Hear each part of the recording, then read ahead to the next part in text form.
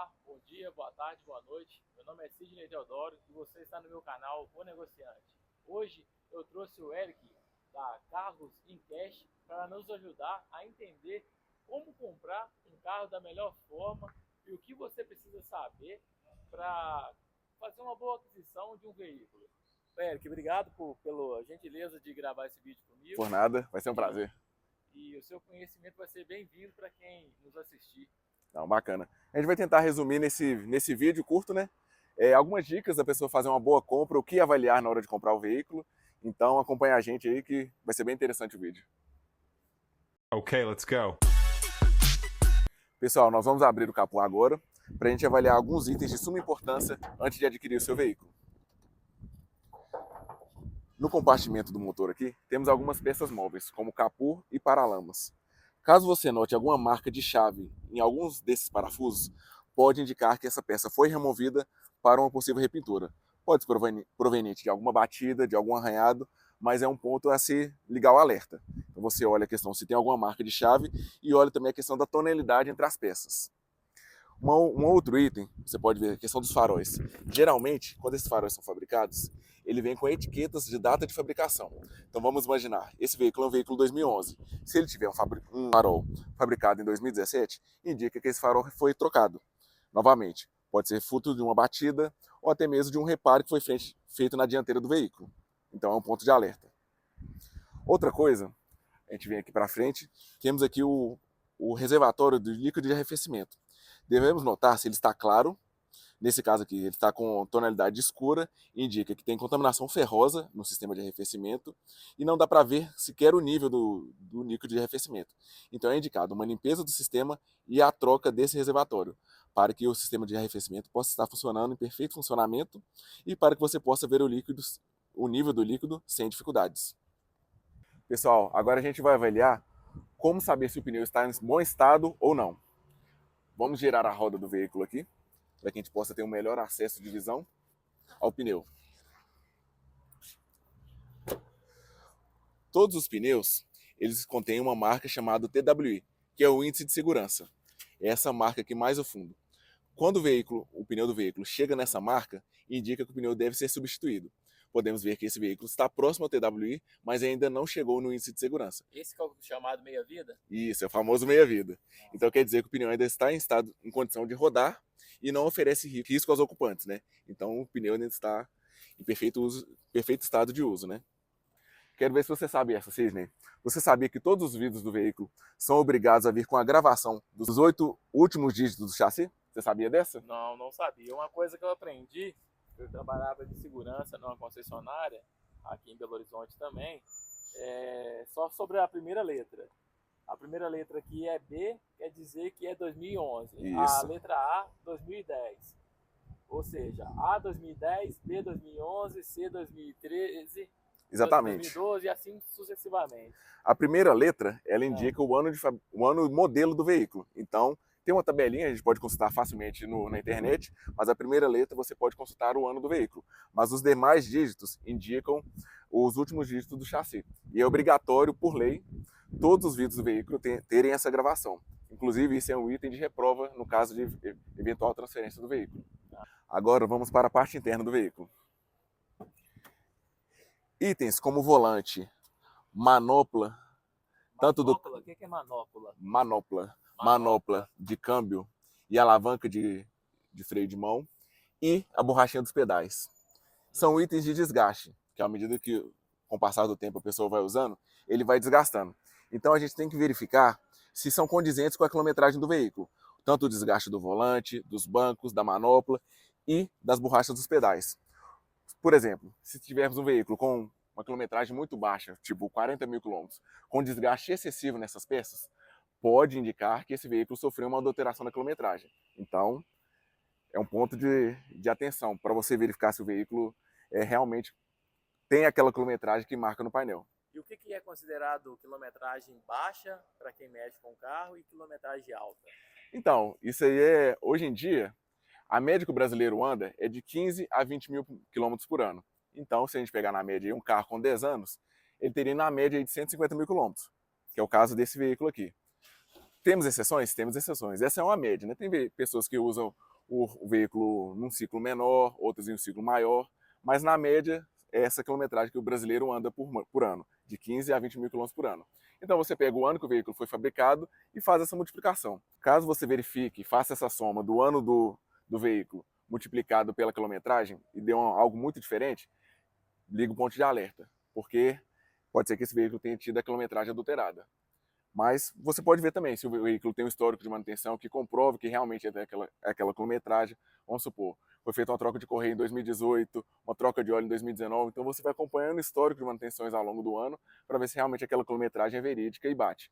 Uma outra coisa que você pode ver também é se esse veículo tem revisões na concessionária, que pode também atestar a questão da quilometragem. Vamos imaginar um veículo que teve uma passagem de revisão aos 60 mil quilômetros em 2021 e agora a gente está aqui em 2024. Ele tem que ter uma quilometragem condizente com o que foi anteriormente feito, né? Sim. E aonde que tem esses registros? No manual? Quando o veículo passa por revisão na concessionária, a concessionária bate o carimbo e coloca lá no manual de revisões, quando foi feita a revisão, data, horário, quilometragem, tudo certinho. Caso tenha sido feito numa oficina independente, geralmente se junta as notas fiscais, né? Geralmente o pessoal coloca junto com o manual ali. Ah, fiz uma troca de óleo, fiz uma troca de correia dentada. Então é sempre importante saber o histórico daquele veículo, até mesmo para você saber o que foi feito naquele veículo e o que você precisa fazer. Vamos imaginar, eu troquei a correia dentada no início desse ano. Então, troquei ela com 60 mil quilômetros e a montadora manda trocar a cada 60 mil. Então, eu vou trocar com 120. Agora vamos para a parte traseira aqui do veículo, onde a gente vai ter o step, o macaco, triângulo e chave de roda, que são itens essenciais de segurança e itens obrigatórios. Então é importante você verificar se o triângulo está perfeito,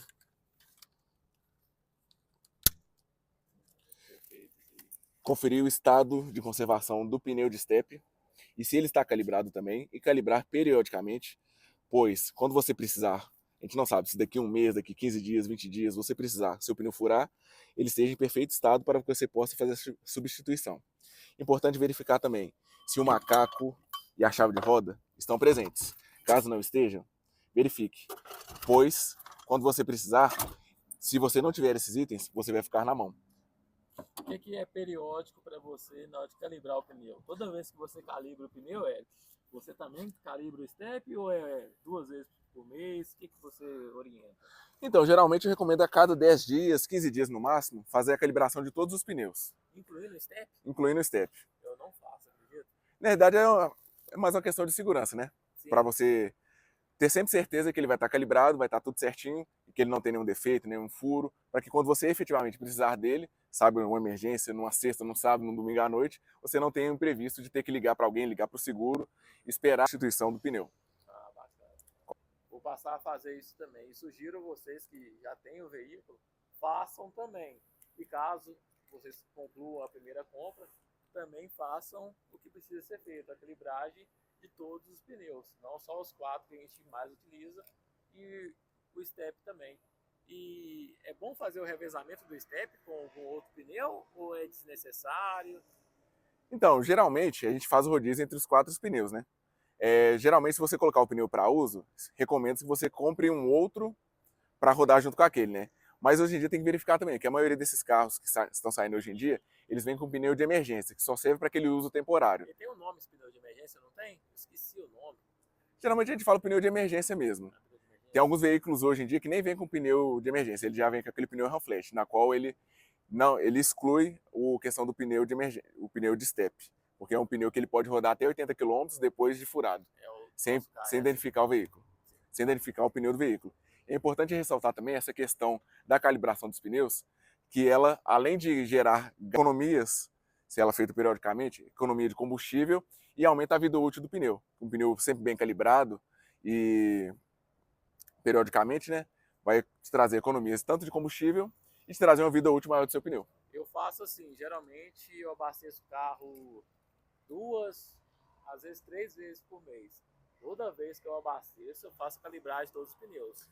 Importante. Isso é o correto? É o correto, é o recomendado. Geralmente uma vez por semana, a cada 10 dias, sempre na primeira hora do dia, com o pneu frio, fazer essa calibragem, porque a questão de diferença de temperatura pode dar uma pequena alteração também na questão da calibragem. E tem gente que fala que deve olhar a quantidade de ocupantes para saber quantos PSI deve colocar em cada pneu, certo? Certo. Então, geralmente, os veículos mais novos, ele vem uma etiqueta, né, nessa coluna, ou até mesmo na porta, que mostra a calibragem do pneu. Nesse veículo aqui, no caso, não tem. Mas geralmente vem nesta coluna ou nesta porta mostrando a calibragem do pneu. Caso não tenha, no próprio manual do veículo já informa essa questão da calibragem. E outra coisa na porta também que eu já percebi, às vezes fala também aquelas informações a respeito da roda do pneu. Exatamente. Ou é só no pneu mesmo? Não, depende do carro, depende do modelo do veículo, da montadora. Cada montadora não tem um padrão, cada montadora adota um padrão. Mas geralmente fala questão de quantos ocupantes tem no veículo, se o veículo está com carga, porque tudo isso influencia. É diferente você andar com o seu veículo carregado, indo para a praia, cheio de malas, com 5 pessoas no carro, do que você rodar no dia a dia sozinho no seu veículo. Então isso altera também essa questão da calibragem. Então é sempre bom verificar o manual do fabricante, que ele vai especificar todas essas situações. Mas o padrão, geralmente, para a maioria dos veículos, é 32 PSI, né? É 30, 32, varia. Mas aí a gente tem veículos que são mais, outros que são menos. E varia também. SUVs, caminhonetes, tem um uso diferenciado também, né? Então, na dúvida, consulte seu manual, pesquise na internet, fontes confiáveis, como o próprio site da montadora, site de fabricantes de pneus, que eles vão ter essa informação mais exata. Agora vamos dar um 360 no veículo, de uma maneira geral, para a gente identificar alguns outros itens que podem identificar se aquele veículo sofreu uma colisão, se é um bom veículo ou não. A gente pode ver a questão do alinhamento das peças. Você pode verificar aqui, dá uma olhadinha em Sidney. Sim.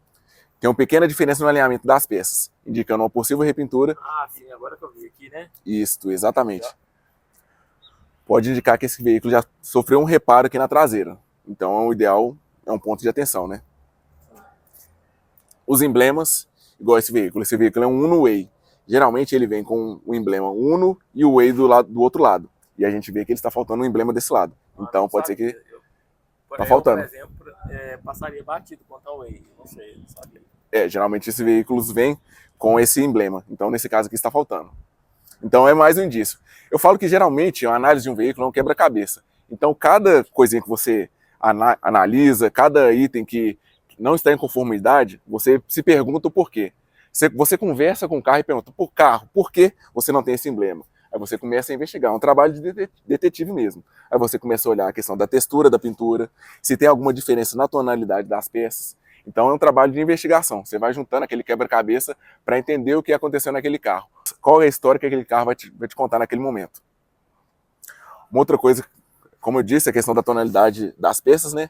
Não sei se no vídeo vai ficar muito claro, mas a gente pode ver que a tampa ela tem uma tonalidade um pouco mais escura e essa lateral tem uma tonalidade um pouco mais clara. Para mim, que sou um pouco mais leigo, é quase imperceptível. Sim, a olho nu muitas vezes é imperceptível, mas quem já trabalha com isso no dia a dia pode perceber que tem uma diferença de tonalidade.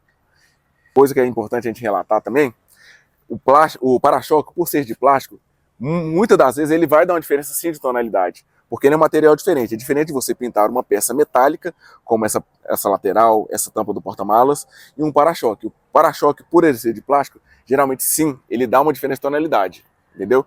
Muitas vezes a questão do para-choque, por ser uma coisa cotidiana, muitas vezes você para o seu carro no estacionamento, na rua, a pessoa dá uma encostadinha, muitas vezes a gente nem considera muito a questão do retoque no para-choque, a não ser que seja um carro muito novo. Então muitas vezes a gente desconsidera a questão do retoque no para-choque, desde que seja bem feito, obviamente, também, né? Partindo aqui para a lateral do carro, novamente, alinhamento das peças. Uma coisa que a gente pode ver também, esses pontos de solda. Esses pontos de solda são feitos na fábrica. E muitas vezes um profissional independente, ele não consegue reproduzir esses pontos de solda. Então se o veículo tiver algum reparo na estrutura da carroceria, dificilmente esse profissional vai conseguir reproduzir esses pontos de solda. Então, caso você verifique que está faltando algum ponto de solda, tanto aqui ou ao puxar as borrachas, então é um ponto de atenção. Por que está faltando esse ponto de solda? Provavelmente porque esse carro teve uma colisão, teve alguma peça substituída e o reparo não foi devidamente feito. Quando você abriu a porta, estava instalando. E aí? O que a pessoa tem que avaliar? É o limitador da porta. Sim. Muitas vezes pode ser falta de lubrificação. Nesses carros da Fiat, geralmente é um pouco crônica essa questão desse estralo. Geralmente ele tem que ser substituído, esse limitador da porta. Limitador, que é o nome? Chama limitador da porta, essa pecinha aqui. Igual a tramela de porta. É, exatamente. Muitas vezes uma simples lubrificação com um desengripante ou um produto similar já resolve. Mas em alguns casos é necessária a substituição desse item, para que você acabe com esse incômodo, com esse barulho chato ao abrir a porta. Seguindo aqui, a gente fala novamente do alinhamento das peças, né? A gente fala que é muito importante essa questão do alinhamento das peças, porque é a carroceria, é o alinhamento de toda a estrutura do veículo. Então tem que estar todo em conformidade, né? Tudo alinhamento, tudo certinho, para indicar que aquele veículo não sofreu nenhum tipo de batida. Muitas vezes isso pode ser reproduzido também por uma oficina, mas geralmente não fica 100%. E aqui, tá mais alto, tá normal não, certo? Na realidade isso aqui é uma calha de chuva. A gente pode ver até que ela está descolando aqui, né? Dá provavelmente uma ausência de cola, mas ela está descolando aqui. Isso não é da própria da Fiat não, né? Não, não. Né? Isso aqui é um item que geralmente o pessoal coloca aí em casas de acessórios independentes, né? Mas não é um item de fábrica. Geralmente a gente via mais antigamente em carros mais antigos, que não tinham ar-condicionado, e muitas vezes ela chama calha de chuva. Então a pessoa, o que ela fazia? Em dias chuvosos, o carro embaçava todo. A pessoa abria um pouco o vidro e com a calha de chuva impedia de entrar água no veículo. Então a pessoa tinha um conforto térmico ali maior dentro do veículo. Partindo para frente aqui, a gente deve notar também a questão desses detalhes na pintura, que indicam a questão de repintura, e também são itens que você pode, na hora de uma eventual compra, negociar com o vendedor. O carro tem esse detalhe aqui, você me entrega arrumado, você me dá um descontinho porque tem esse aqui. A gente deve sempre também respeitar a questão do ano do veículo, né? Então, quanto mais novo o veículo, menor a quantidade de detalhes que a gente aceita, né? Quanto mais velho o veículo, por ele estar mais tempo rodando, ser um carro que passou muitas vezes na mão de mais de um dono, então a gente passa a ter uma tolerância maior a esses detalhes. Mas é sempre bom destacar esses pontos e, na eventual negociação, colocar esses pontos na mesa. Pessoal, como esse lado é idêntico ao outro, a gente vai observar os mesmos pontos que a gente observou do outro lado. Questão de alinhamento das peças, tonalidade das peças, o que a gente falou no comecinho sobre a questão da gravação dos vidros, a gente deve observar. O carro é sempre um espelho, né? A gente analisa sempre as duas metades. Então é sempre importante a gente avaliar todos os itens em ambos os lados. Avaliar a questão da estética toda do veículo, né? Alinhamento das peças, textura da pintura, pneus, que são itens de espelho, né? Que tudo que tem de um lado vai ter do outro, vai ser reproduzido do outro lado, né? Pessoal, agora nós vamos observar o chassi. Nesse modelo específico, o chassi está embaixo do banco do passageiro. É importante verificar se a numeração dele está de acordo com o documento do veículo, se não possui nenhum tipo de ferrugem.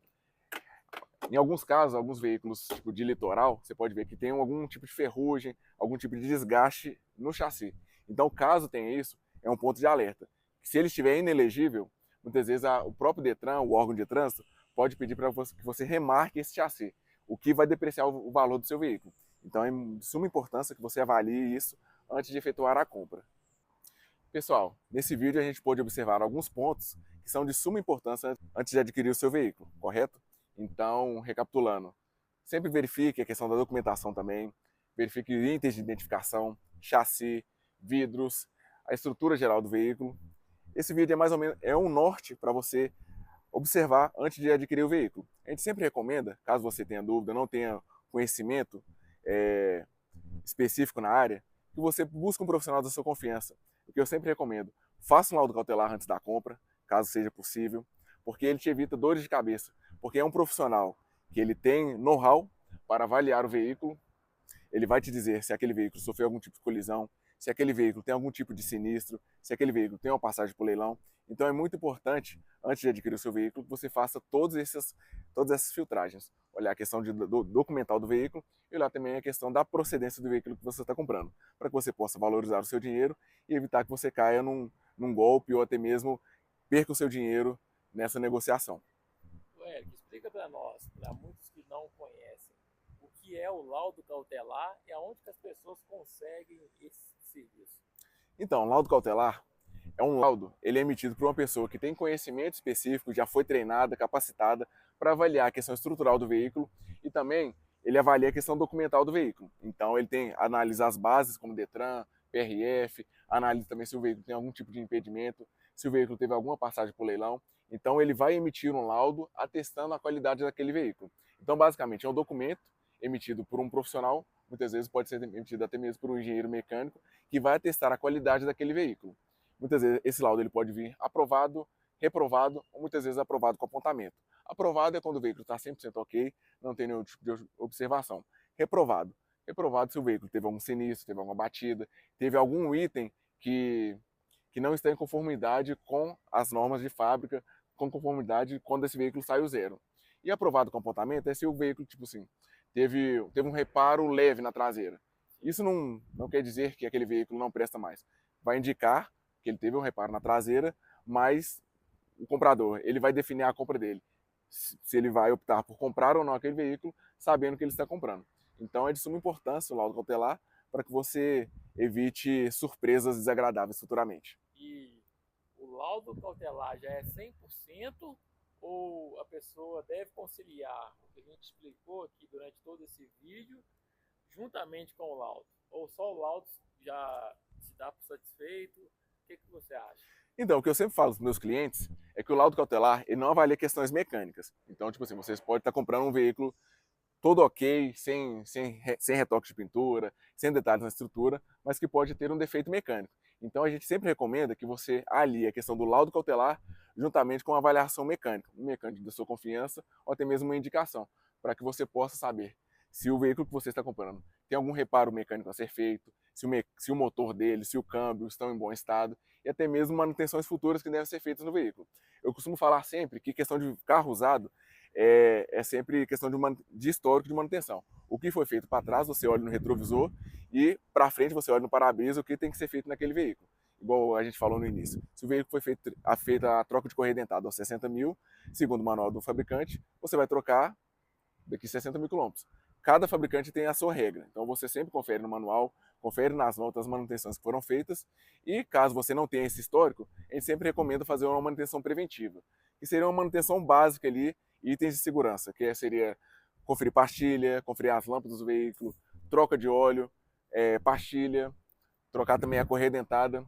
Correia dentada é um item de suma importância, porque caso você tenha uma correia dentada arrebentada, você pode muitas vezes perder o seu motor. Então, muitas vezes, uma troca de correia dentada, você gastar ele, tipo, 500, R$ 1.000, caso essa correia venha arrebentar, você pode ter um prejuízo de 8, 10, 15, 20 mil reais, porque é um item de suma importância e dependendo das condições que a correia dentada arrebentar, você pode ter um bom prejuízo. Então, é sempre bom, é um item de bastante atenção.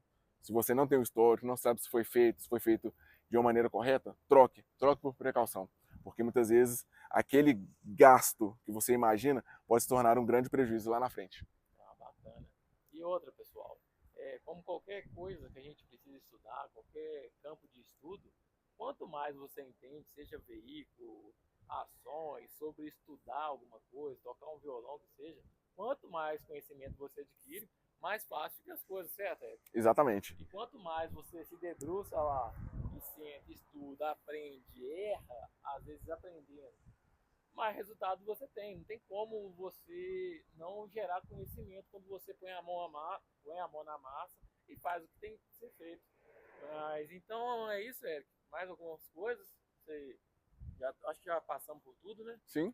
Acho que a gente tem um overview aqui, a gente pode voltar outras vezes, trocar em outros pontos, mas acho que deu para dar uma base para quem está buscando ali um veículo. E é até importante ressaltar que o laudo cautelar ele tem um custo. Então, muitas vezes, para você evitar um gasto desnecessário, você mesmo pode ir até a loja, pode ir até mesmo a casa onde está anunciado aquele veículo, fazer essa análise prévia para ver se você prossegue ou não com a negociação. Caso aquele veículo te agrade, ele passe pela sua vistoria ali e seja um carro que te agrade, você pode sim contratar uma pessoa de sua confiança, levar no seu mecânico e proceder com aquela negociação, evitando gastos desnecessários. E para cidades das pessoas que estão nos assistindo e vão nos assistir que não tem laudo cautelar, eu acredito que deve procurar um profissional hábil, Sim. geralmente um mecânico, Sim. ou se não, se possível, levar na cidade mais próxima onde tem. Exatamente. Caso não consiga, vá no seu amigo que entende muito de carro. Mesmo assim, tente entender o máximo possível para não deixar toda a responsabilidade de cuidar de um bem seu na mão de outros. Isso vale também para até o profissional do laudo cautelar. Quanto mais você souber, mais seguro vai ser a sua transação. Exatamente.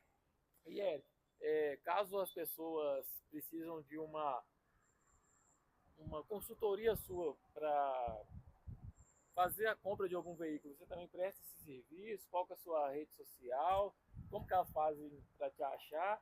E explica para a gente também como que é seu trabalho, como que você faz, para as pessoas te prestar um serviço também, nem prestar não, serem atendidas por você. Sim. Hoje eu trabalho na Carlos Cash, a gente trabalha com repasse, com aquela venda rápida também. Muitas vezes a pessoa que quer um dinheiro rápido, vamos supor, surgiu uma oportunidade de negócio, uma viagem, a pessoa precisa vender aquele veículo de uma maneira rápida, ela nos procura. Que a gente faz aquela venda em até 24 horas, entendeu? Mas a gente também faz esse serviço de car hunter, no qual a gente busca o veículo no perfil daquele cliente, o cliente passa, a gente faz uma análise prévia ali de quais os dados que o veículo que a pessoa está procurando, a gente faz uma busca ali e busca o carro no perfil daquela pessoa que aquela pessoa está buscando. A minha rede social é @ericdgandrade, você vai me encontrar no Instagram, e a gente faz esse serviço. E o que vocês precisarem, qualquer dúvida que vocês tiverem com relação a carro, quiserem trocar uma ideia, pode mandar mensagem lá para a gente, que a gente vai ter um prazer em responder. Ah, bacana. Então, uma coisa que eu venho ensinando muito no meu Instagram e aqui no YouTube também é fazer uma grana extra. Sim. Então, quem estiver procurando uma renda extra, pode procurar para vender veículo até de outras pessoas, Sim, certo? exatamente. Muitas vezes, se a pessoa indicar um veículo para a gente comprar, a gente pode combinar uma comissão prévia ali. Ah, Eric, a gente combina geralmente uma comissão ali de 500, R$ 1.000. Então, cada pessoa indica um veículo para a gente comprar e a gente efetua a venda daquele veículo, a pessoa ganha uma comissão por isso. Então, a gente sempre tem que buscar ali formas de renda, né? De renda extra, porque a gente sabe que cada vez mais as coisas estão mais caras e tudo mais, então a gente tem que dar uma diversificada e buscar fontes de meios de ganhar mais dinheiro, né? Aí, pessoal, oportunidade para vocês. Se o seu amigo ou até você mesmo está precisando vender algum veículo, é só chamar o Eric, o pessoal da equipe dele, da empresa dele, que vocês conseguem até 500, R$ 1.000 e conseguem também vender os veículos que eles têm disponíveis. Sim. Então, do sofá da casa de vocês com a internet, vocês conseguem fazer muita grana. Tem que correr atrás e fazer a parte de vocês. Mas, sem se delongar nessa parte, Eric, gostaria de agradecer pela sua boa vontade e disposição de fazer. Acabei de convidá-lo ali, não tem nem 2 horas, encontrei com ele aqui no pátio onde fica nossas empresas, aqui em Belo Horizonte, bairro Caiçaras, e se prontificou a fazer na hora, praticamente falou assim, eu só vou almoçar lá, nós resolve. Praticamente foi isso. Eu te agradeço demais pela boa vontade. Foi um prazer. Precisando de nós, pode contar. Com certeza. E, pessoal, gostou desse vídeo? Aproveita para dar um gostei, compartilhar. Se tiver algumas dúvidas, pode mandar no Instagram dele, que a gente vai deixar aqui na caixa de perguntas. E se tiver alguma coisa, pode mandar no nosso YouTube também. Segue o Eric lá no Instagram. Ele já passou o Instagram. Qual que é? Repete, por favor. @Eric com C, DG Andrade. Eric DG Andrade. Me segue também no @Sidney Teodoro. E vamos lá, pessoal. O conhecimento é esse. Se você fazer boa parte do que a gente está fazendo aqui, você também pode se tornar um bom profissional igual o Eric é, e às vezes entrar no ramo, virar parceiro dele de negócio e etc. Então, vou ficando por aqui. Um forte abraço e aquela frase que eu sempre digo, corra atrás, trabalhe, estude, e no final, meu amigo, tudo vai dar certo. É isso aí.